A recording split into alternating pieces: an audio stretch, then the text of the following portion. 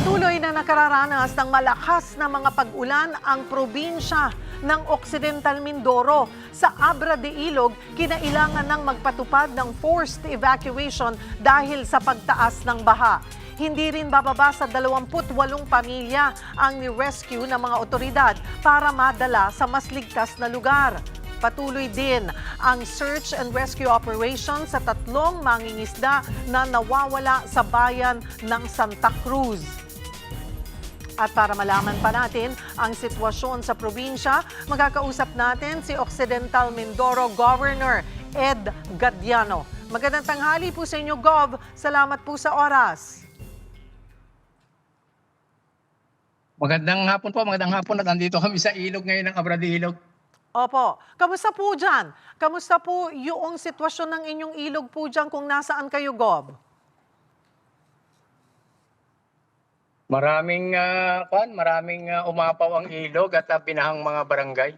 Mhm. Saan po kayo exactly ngayon, Gov? Kamusta po ang sitwasyon dyan? Andito kami pumasok lang ako dito sa loob ng sasakyan at maingay kasi. Pumasok ako dito sa loob ng sasakyan at nandito kami sa ilog dito sa may poblasyon. Ilog ng Lawaan, poblasyon Abra de Ilog, bayan ng Abra de Ilog. Mhm. Ito po ba'y umapaw na at nakakaapekto na po sa inyong bayan? Ito namang ilog dito ay hindi umapaw kundi nagtitibag siya at may mga bahay na natitibag. May ilang portion na ng bahay na natibag. Kaya ang ginagawa ngayon, dinadivert yung tubig para wag makapinsala pa doon sa iba pang nakahang na mga bahay na. Gov, ito po ba mga bahay na ito ay nakatira po sila o nakatirik, nakatayo sa gilid po kasi ng ilog? So kinain na to nung pagragasa ng ilog. Malayo pa naman sila sa ilog.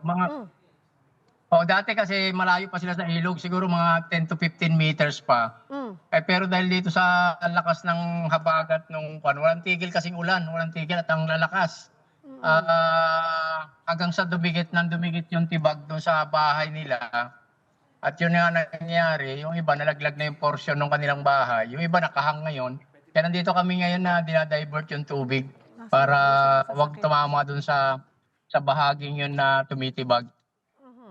Kayo po ba, sabi nyo nga po, Gov, pumasok kayo sa loob ng sasakyan, pero nasa may tabing ilog po ba kayo mismo?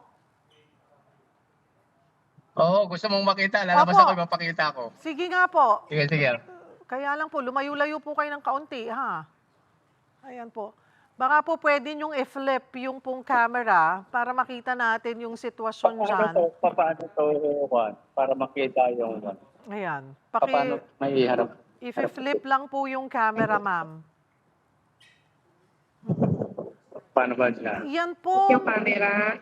Gov, habang inintay po natin, yan pong kinaroroonan Ito. nyo, ilang bayan or Yan po, ilang yan. barangay po ang sakop ng ilog na yan o nadadaanan? At dito kami sa ilog ngayon. Andun yung equipment. Oo. Andun yung equipment ngayon. Ito yung mga bahay. Andun yung isang bahay na bumagsak sa dulo. Oho. Tapos ito yung bahay sa harapan ko. Nakahang na rin. Ay, Nakahang na rin siya. opo. Actual nito, natipag na yung mga puno na tumba na dito. Ayun, dinadivert nung backhoe yung tubig para wag tumibag doon sa gilid. Oo. Ito ay pababa ito dito. May ginagawa naman dito pero hindi tapos. Gov, kagaya Oo. po yan, yung kaninang pinakita nyong bahay, ayan, yung sabi nyo po, malapit ng gumuho, yung kanina, yung kulay asul ba yun? Yun nga, ito yung Ayan. May kalakihan po yung bahay na Yan, yan. oh. Pero gaano po siya kalayo sa ilog? Bakit malaking bahay inabot? ito. At saka malapit na rin yung karsada rito, malapit na yung karsada nila. So ganoon po kalala na umabot sa kanila yung tubig? Kahapon kasi ito talagang malakas yung tubig. Wala kang makitang ganito na nakalutang. Lahat yan, tubig lahat at ang lakas. Kaya piniersa niya talaga yung kabilang ilog, kabilang pangpang na magtibag hanggang sa inaabot yung kanilang bahay. Oh. Gaano po karaming mga kapatid natin dyan ang apektado ang kanila pong mga tahanan, Gov? Hindi ko kabisado pero maraming bahay dito. Pag natibag kasi ito, susunod pa hanggang poblasyon na. Kabayanan na kasi yung kasunod nito. Kabayanan. Mismong itong bahayan na to, part ng bahayan na to eh. Gov, when you say natibag, dulot po ito ng force, ng malakas na agos ng tubig. Ah, Ano po ang natibag? May harang po ba yan? May parang dike ba yan na nakaharang? Pang lang talaga to. May protection dito, yung kabilang gilid. Pero yung kabilang gilid, wala. Mayroong protection dito, itong kabilang ito. Dapat ito ay malagyan din doon sa kabila. Dito lang kasi sa kabilang ito na mayroon namang pinoprotection ng mga building na yung evacuation center, andito na rin yung munisipyo, sa kabila doon yung munisipyo. At andyan sa kabila dito yung palengke, andun naman yung palengke. Yun yung portion na yun yung palengke. Kaya nandito yung portion na ito na pinoproteksyonan. Yun nga lang, hindi pa yari sa portion na ito. Pero ang natibag, yung kabilang portion. Kaya dapat sana malagyan din ng protection. Sa ngayon, nagkakausap naman na kami ng DPWH na magtutulong-tulong kami dito. Andito rin si Mayor ng Abra de Ilog, Mayor Montenegro, Constantino. Andito siya ngayon. Kasama namin dito. Opo, Gov, yung sinasabi niyo pong nagpoprotekta, bakit sa kabilang side lang? Why not both sides are protected? Siguro ang may funding, ito lang sigurong side na ito yung may funding. Siguro may propose din doon na magyan din siguro. Pero wala pa ngayong wala pang funding or hindi pa siya ginagawa. Pero sa tingin ko, wala pa itong proposal na malagyan. Ang tinatapos kasi nitong site ng paproteksyonan itong evacuation center, munisipyo, at saka yung palengke. Kaya itong side na ito yung nilagyan. Pero yung kabilang side ay walang protection. Kaya nangangamba sila.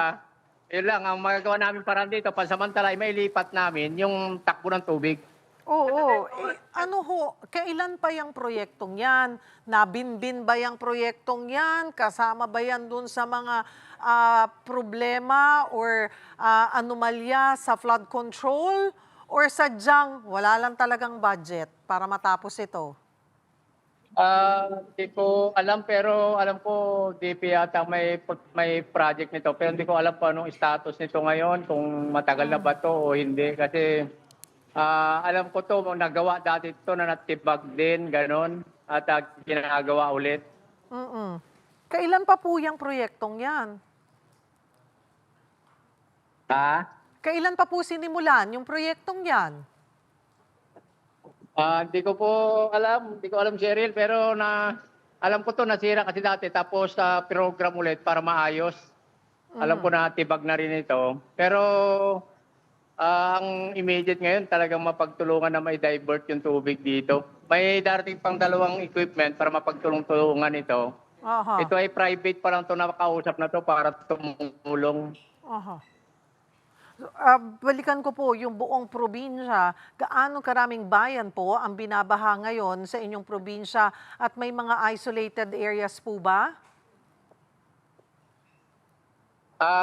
Sa kuwan naman, may mga lugar kami talaga na talagang flooded siya. Talagang yung sablayan yung Ilbita at saka yung palaging na Nababaha palaging po? na nababaha. Opo. Yun ang So, yun na laging nababaha at saka lubog sila sa baha kaya paano na ba to? ayan na po. Nakikita na po namin kayo. Ay, baliktad. Ayan po. Yan. Opo, alright.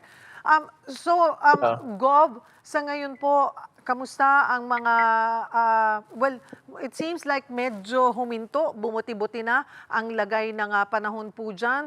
So nagsimula na ring humupa ang tubig. Gaano karaming residente ang kinailangang ilikas at kumusta ang kanilang sitwasyon sa evacuation centers? Dito sa Mamburao may mga evacuees, mayroon din dito sa Ilog. Ang malakas na ulan kahapon ay dito sa MAPSA area, northern part ng Occidental Mindoro. Kaya yun, doon naman sa part ng San Jose, yung isang natitibag doon na barangay at maluwang ng Bukirin yung natitibag. Pinagtulungan din ng DPWH yun, ng munisipyo at saka ng probinsya. Pero nung talagang bumuhos ulit ng malaki ay halos pantay-pantay ulit ang nakita namin. Mayroong kasing island na parang sandbar doon sa pagitan, kaya yun ang naghahati ng tubig na pupunta doon sa bukid. Yun ang isang pinagtutulong-tulungan din ngayon ng DPWH, ng munisipyo at saka ng probinsya. Sapat ho ba yung supplies ng probinsya para nga tugunan ang relief goods sa mga nangangailangan? Nagkausap na rin kami ni Yusek Dayan, Kahipe, at saka ni RD ng DPWH. Nagbigay naman na sila dito sa mga munisipyo. Ang inihiling ko na lang, yung mga unserved na mga kababayan natin dito na mga apektado ay sana mabigyan. Kaya yun yung kanilang piniprepare para maibigay dito sa ating probinsya. May update po ba doon sa mangingisdang nawawala doon po sa bayan ng Santa Cruz?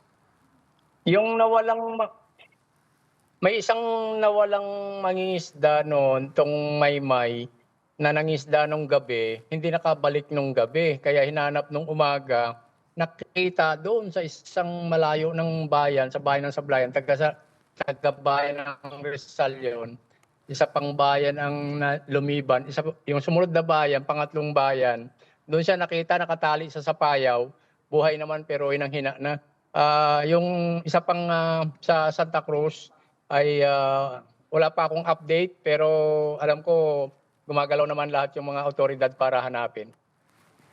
Ano pong mga trabaho ang pinaka-apektado dyan sa Occidental Mindoro at paano sila tutulungan ng provincial government? Sa ngayon talaga ang apektado yung mga palayan dahil lubog ng ilang araw, 5 araw na yata itong ulan na to. Kaya 5 araw ding lubog yung mga palay. Siguro ang mahihilingin sigurado ng mga kapatid nating farmer. Alright, yan po si Gov. Ed Gadiano ng Occidental Mindoro.